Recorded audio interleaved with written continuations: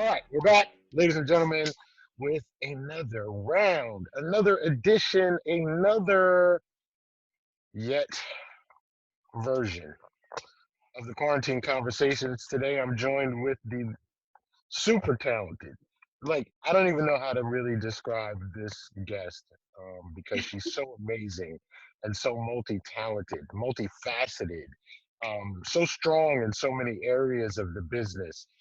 But I will start here with producer, director, writer, actor, right? Social activist. Mm-hmm. Keesha Monroe, Onyx Keesha Films. First of all, Onyx, the brand, um, just, I mean, a multi-faceted, multi-talented person in stage and repertoire to film and television. She is a teacher. So, with no further ado, Onyx Keesha, welcome to Quarantine Conversations. Thank you so much for being here today. Oh, I am super excited and totally humbled by that introduction, especially from you, someone who I absolutely admire in the business. So Oh I Lord. really, really appreciate it, and I am honored to be here. Well, thank you. And I got a little bit of breeze here. I got my notes all fluttered and flustered from the wind. But seriously, I mean, you really are like somebody. It's a mutual appreciation because we have known each other for 10 years, maybe more. Yeah, I would say almost 12 years now, yeah. and we've worked in many different capacities together. We've done stage work together, but we've also done film work together. And Mhm. so I think this conversation I've been waiting for and pretty excited about because right now our business seems to be on hold, but is it really? And I think Correct. that's my first question. Is it really on hold? Yeah, so I don't believe it's on hold. I believe it is adjusted. Mm, And the challenges that we are facing now, um, they're making us think about our art and what we do in a different way, expanding our vision and not just limiting it to what we traditionally feel is theater or film right now. So I went through a phase where I was just like, what am I going to do? You know? And then all of a sudden, I decided to utilize the digital spaces and places where we can also showcase our art and showcase performers. And it's actually very interesting because now I have some best practices that I'm going to include even moving forward, like my table reads being via Zoom. So we don't all have to gather together when I have actors who are out of state. My classes being on a digital platform. So it's really actually expand things for me. mm. And I saw a program that you held yesterday. It was, well, you started out with an interview, Mm-hmm. uh, you and Danielle Tucker, and shout out to Yeah. Danielle Tucker and Danielle, the director, uh, Yeah. talent from Plainfield, New Jersey, who's up on the rise. Um, but you guys were discussing a new project, Petal Grove. Mm-hmm. And then after that conversation, then you did a table read with 9 people, Yeah. which I found to be a remarkable sort of transition Mm-hmm. and also a remarkable use of technology, the platform. And I know some of your actors were not in the same state. Am I correct in saying that? No. Okay, Yeah, you're so correct. Yeah. okay, and also you are a multi-state sort of entity where you are operating in Yes. New Jersey and Atlanta. You have camps in both.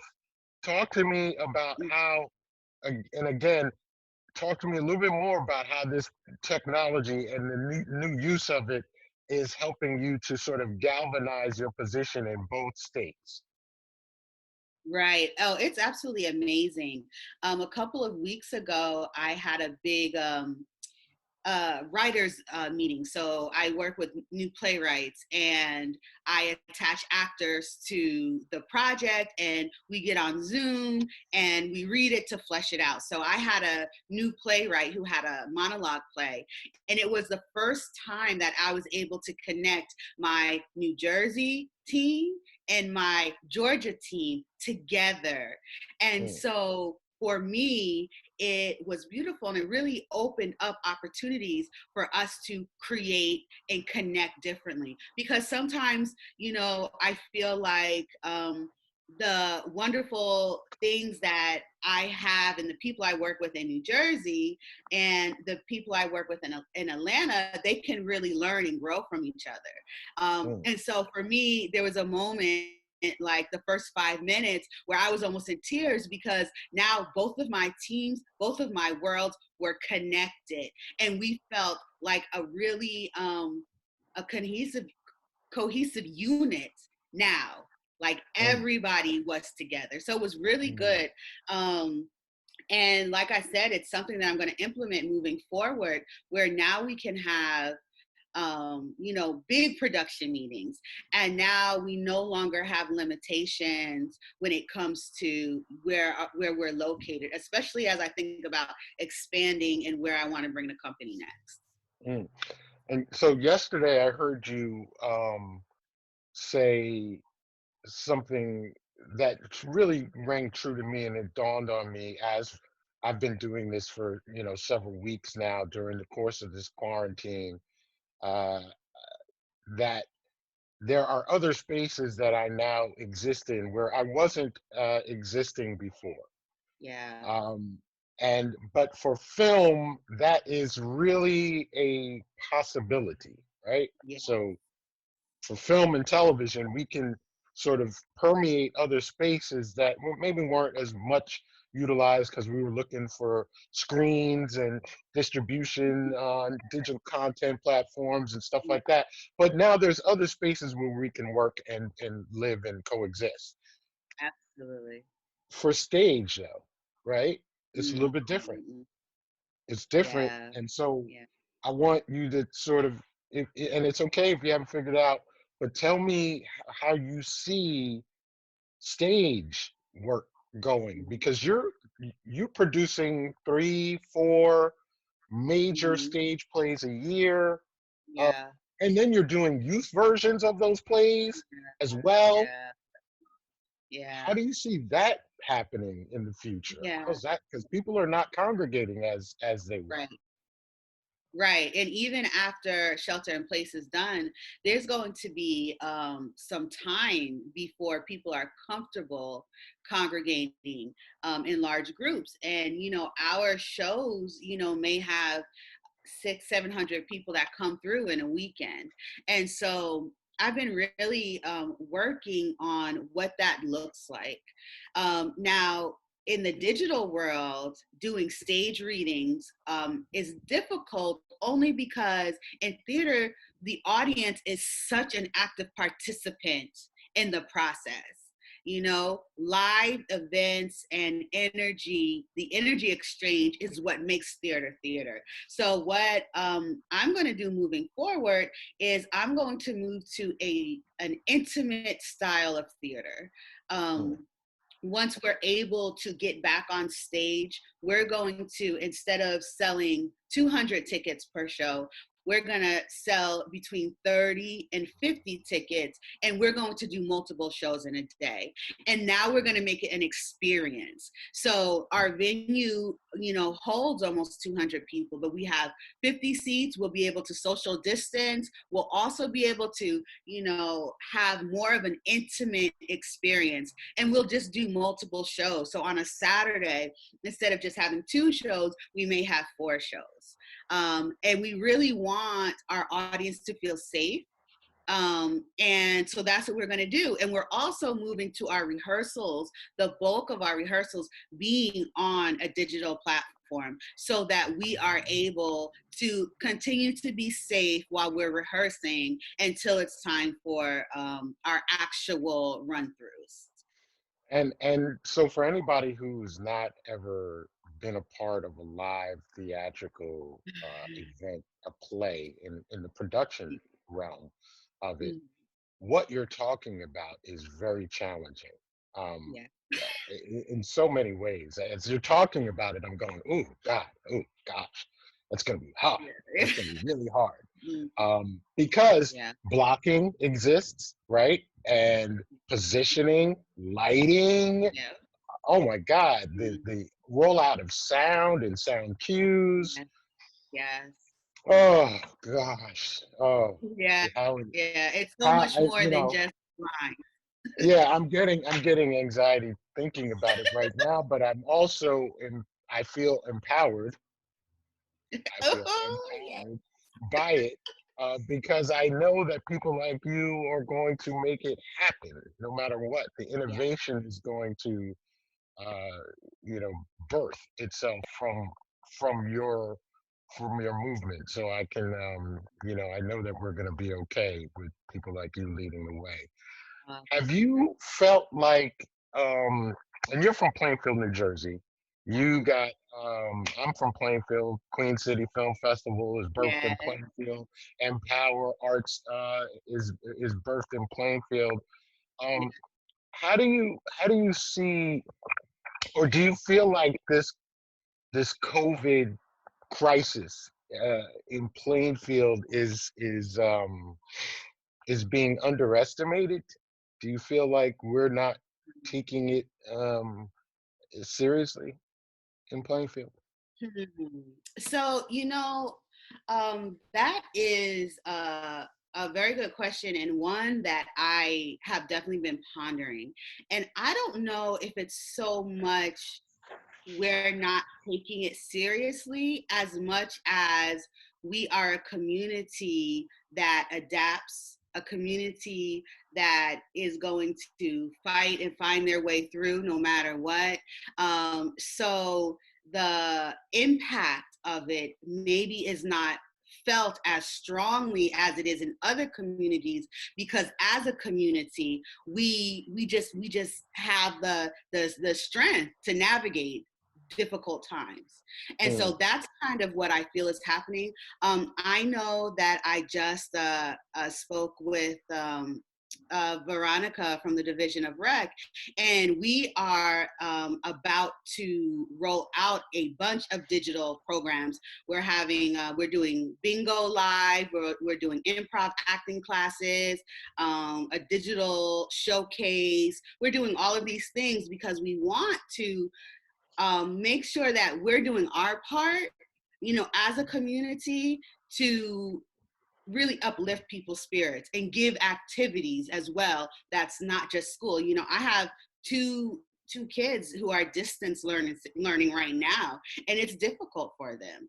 mm, So we want to be a part of just giving other opportunities. I think it's hard because when you see the numbers on paper, um, it looks overwhelming, especially in Plainfield, where Plainfield feels so small because it's like we all know each other or we've seen each other, in some way, shape, or form. And then you see the numbers and it becomes really personal. Like, these are people in my community that I know. And it kind of gives you a sense of responsibility to do your part. yeah. Great answer. And, I'm so pleased that you were able to bring up examples of how we're dealing with it in our community, because I think that Yeah. we Yeah. are so innovative in Plainfield. And one of the reasons why I mentioned Plainfield Mm-hmm. being the birthplace of Queen City Film Fest, birthplace of Empower and the Empower movement, Yeah. is because we're innovators.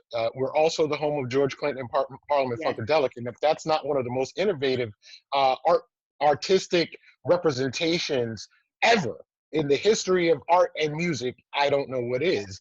And so we have that vein Right. running through us, and so we are people who are creating programming. We are creating new levels of this game, so to speak. And so as I see our numbers ballooning, even still, as as we've hit sort of this sort of plateau, I still believe Mhm. that Plainfield is on the cutting edge of creating something that can be viewed as a model. People from Plainfield are doing Yes. things that are ahead of the curve in terms of COVID. Yes. So I And appreciate and that perspective.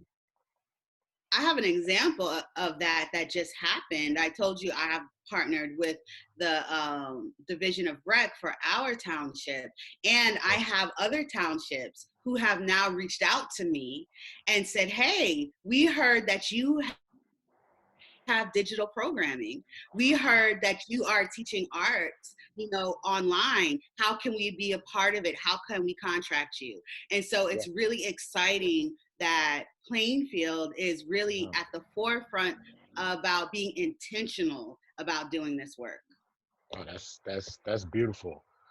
That is beautiful. I Yeah. love to hear that. Oh my gosh, that's exciting. What are you doing? Because I know that you, and for those who don't know you, and I don't, want to go too far into it, you just recently overcame a tremendous hurdle, health hurdle. Yeah. And then to Hmm. go out of that into this is an amazing sort of experience I can only imagine. Can you talk a little bit about that? Talk a little bit about what you just went through and how you've dealt with that and how it's sort of brought you to where we are now. Yes, absolutely. So I was diagnosed with breast cancer last year, and I was in Plainfield. I was, really working on building the company to expand, and I needed to return back to Georgia because my medical team is here, and I, had to start my journey to fight cancer. In the midst of it, actually the day before my first cancer surgery, my dad passed away from lung cancer. So it was like this crazy emotional time, and I did 20 weeks of chemo, which I cannot believe, I actually got through it, because at the point I didn't think I would. And 9 weeks of radiation, and now I'm doing hormone therapy for 5 years. And so for the bulk of 2019, even though I was still creating and working, for the most part, I was in my own shelter in place. For the most part, I was alone and with my thoughts, and really changing. God was really working on me, um, helping me to identify what I really wanted and how I measured success. And I gained a lot of strength, everything from, losing my hair, all of my hair, to dealing with the fear of cancer coming back. And so now here in 2020, I feel like this is the time. I had all these plans. I'm like, yes, this is, I fought all 2019 to get to this place, and then bam, here we are, COVID-19. However, I am so grateful that my cancer journey is not now, because that Mm, would be scary, mhm. Yeah. and I had to return back to Georgia, just to make sure that my white blood cell count and my red blood cell count is nice and up and steady. But because I had that situation happen, now shelter in place is not so restricting to me. Now I have the ability to kind of talk to people who are afraid, because I was afraid last year, and talk about how your perspective and your mindset really makes all the difference in the world. So I'm utilizing this time just to continue to work in my business and in my craft. And it's scary times, but I feel so connected. Like, we're connected to the whole world. Everybody is feeling the same emotion, and to me that is a beautiful thing. Like, we are connected, we have a common ground, so it blurs the lines that divide us. It doesn't matter where you are. And then the power of the arts. Like, to me, that's what is really emerging, because it is a universal language and it connects us. And now in on these digital platforms, we're able to connect to so many more people because people are looking. They're looking for that. Right. So it's just like, I'm just like, okay, God, okay, Right. Right. beat cancer. Now it's time for COVID. But Right. I'm grateful for all of the experiences. They make me me.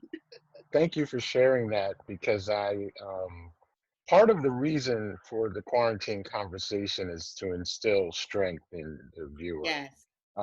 People, I think the reason I started this was to eliminate the feeling of isolation from Oh, so many of my colleagues and my friends, my family members, who, like, anybody who knows me, the people that I work with end up becoming family to me yeah. because, Oh, I already have a small knit family as it is, um, and we're very tight as a family unit.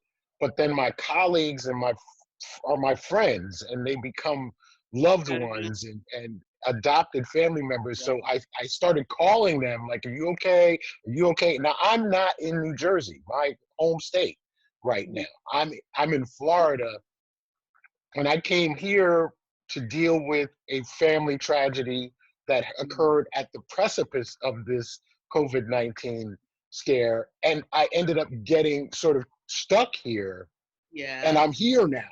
And so I'm dealing with all of that from abroad, right? Yeah. Getting the reports of New Jersey and New York being hotspots, of Yeah. the virus closing in on my friends and my loved ones. I personally lost like 5 people this month, and so it this conversation is about how to instill strength and Yes. hope in those who might not, know where to find it.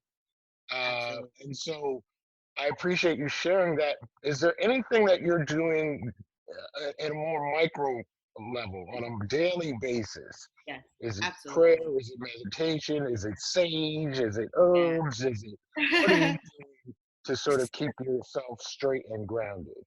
Yeah, so the first thing that I do to keep myself grounded is I do a gratitude list. And this is something that I learned while I was going through chemo, because it's easy to get sucked up in the fear and the negativity. And so once I started doing my gratitude, it changed everything. It really changed everything. And so I really suggest, either when you wake up or when you go to sleep, just writing 5 things that you are truly grateful for, because it helps to shape your perspective.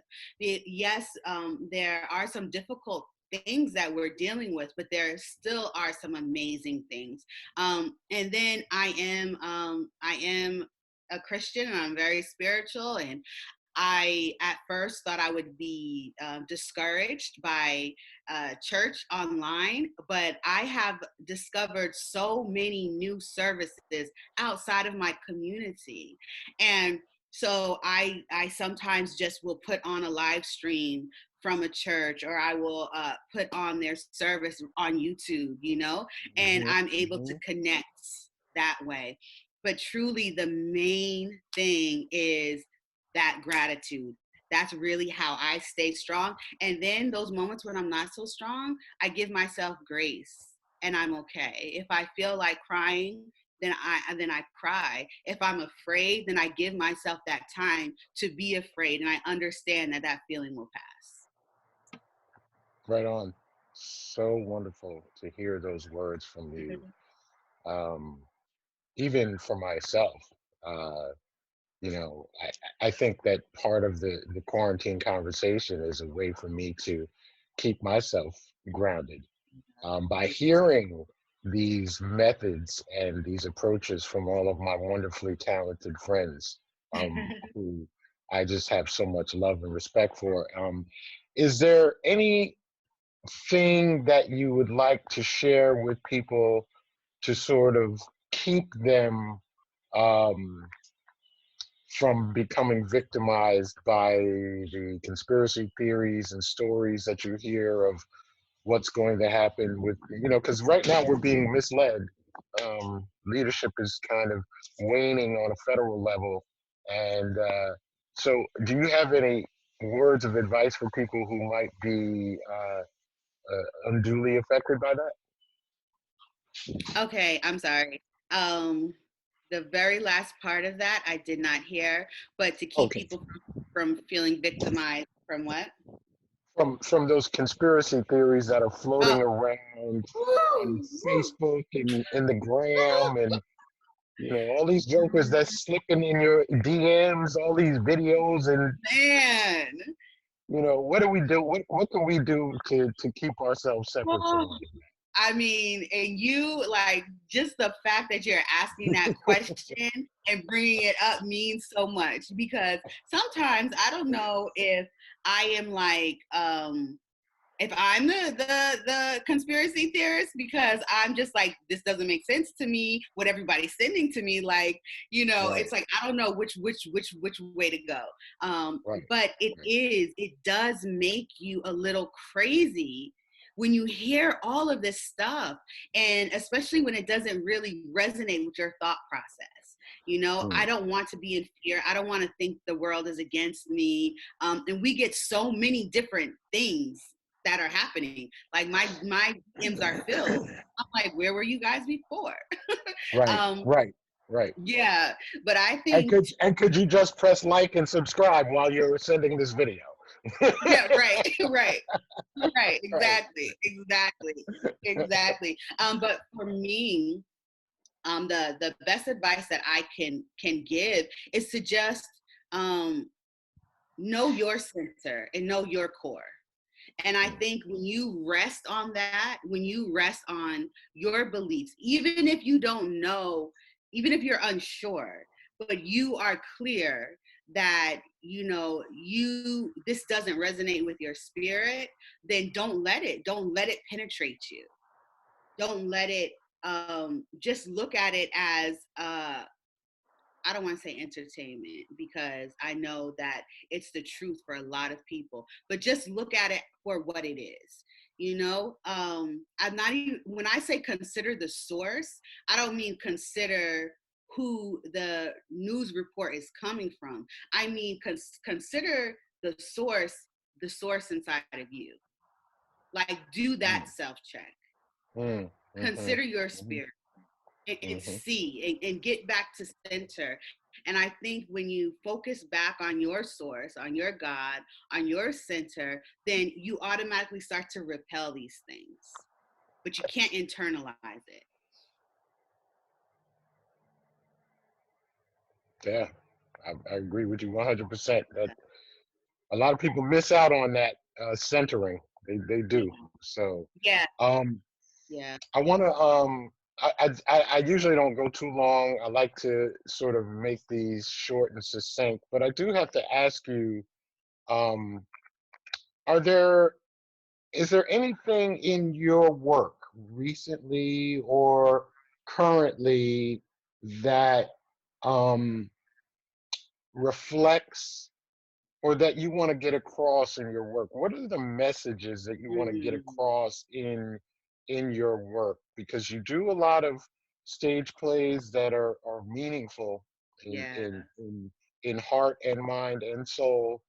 But I yeah, also noticed that your film work has a similar mm, theme. So talk to me about that overall Onyx Keesha, mission statement yeah, and how you yeah. feel like it goes through all of your work. Yeah. Oh, I love that question so much. And you're absolutely right. And I appreciate that observation. So my art is my activism, period. My art is my ministry, period.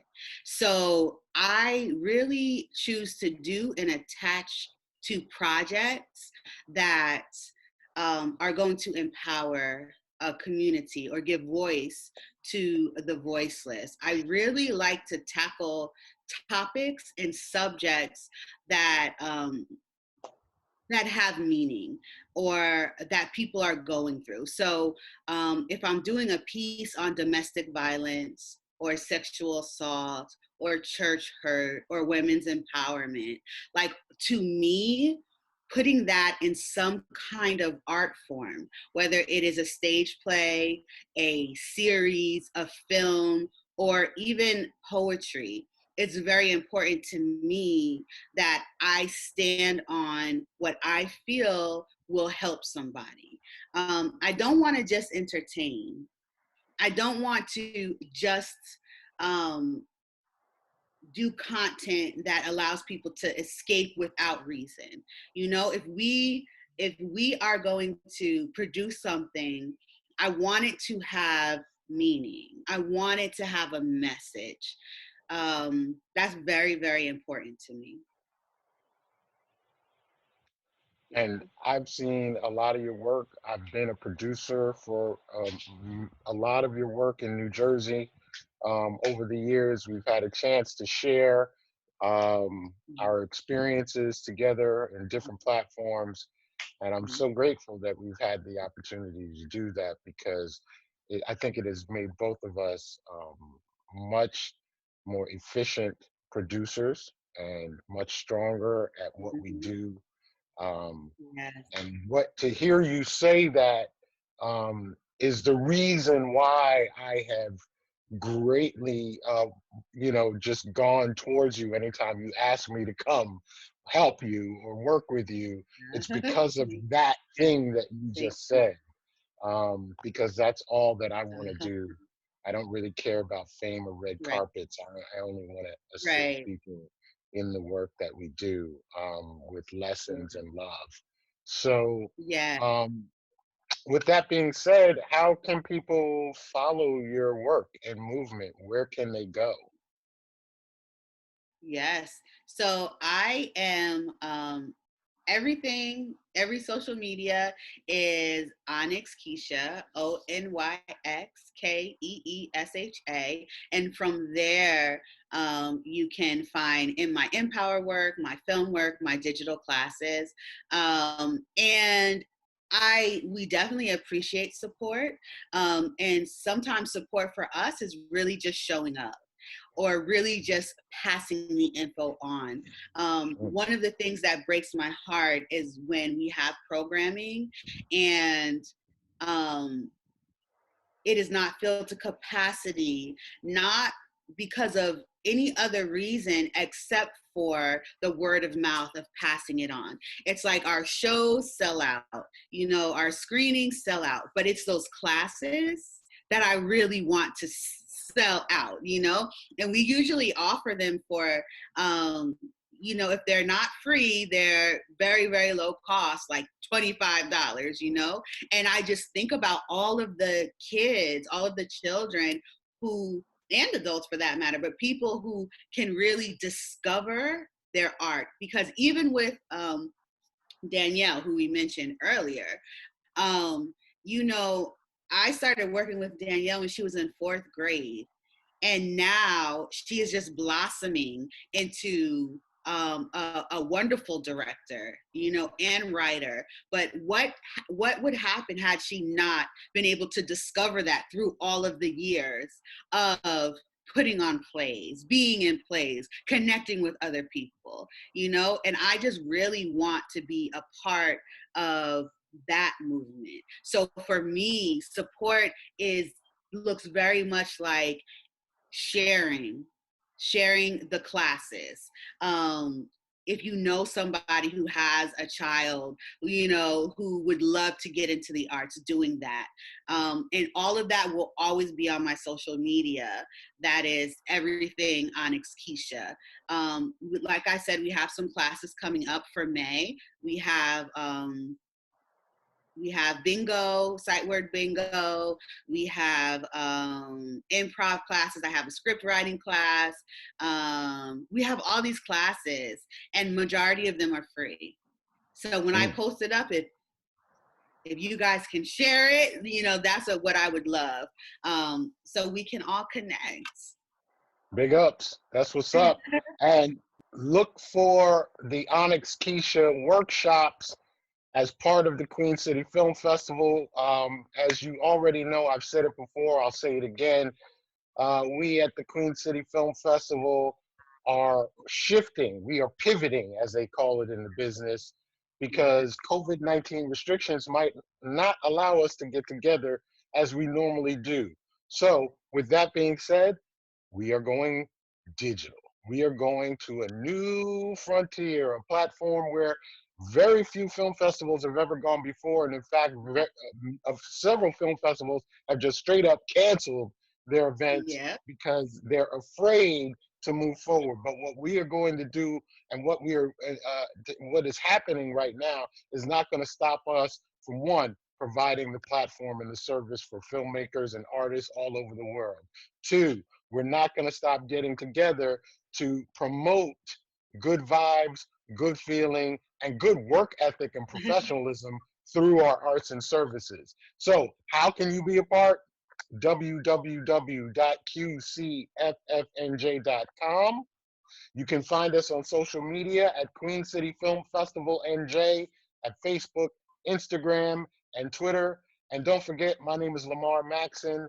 Nonstop Show Group is the parent organization. That's who I am. I'm from Plainfield, New Jersey. Recognize, fool. Onyx Yes. Keesha, love you. I will see you soon once we get Yes. back to the field and Yes. get free and clear of all this COVID. We're gonna sit down. We're gonna have Yes. a little tea in that Queen City Yes. Film Festival mug. Oops, Yes. Brandon. Awesome. Thank you so much. Love you. Love you. Talk to you soon. Peace.